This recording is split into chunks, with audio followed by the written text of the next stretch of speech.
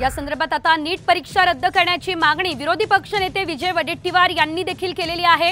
नीट परीक्षा बोगस होते असं मुश्रीफ यांनी मान्य केल्याचा दावा विजय वडेट्टीवार यांनी केलाय। नीट घोटाळ्याविरोधात स्वतः उद्धव ठाकरे आंदोलन करणार आहेत। ठाकरे गटाच्या उपनेत्या सुषमा अंधारे यांनी ही माहिती दिली आहे।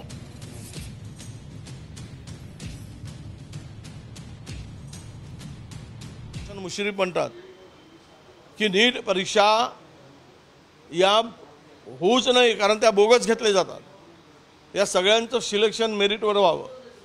खरं म्हणजे इथे प्रचंड नुकसान महाराष्ट्रातील मुलांचं झालेलं आहे, महाराष्ट्राच्या पोरांचं नुकसान झालेलं आहे।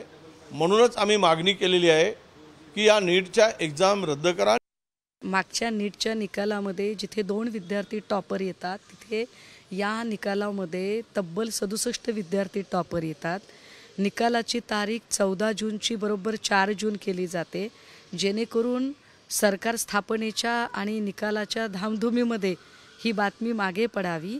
सगळ्याच गोष्टी संशयास्पद आहेत आणि निश्चितपणे याची चौकशी व्हायला हवी आणि या संबंधाने शिवसेना उद्धव बाळासाहेब ठाकरे सुद्धा येत्या काही दिवसांमध्येच एक मोठं तीव्र आंदोलन उभं करत आहे। तर नीट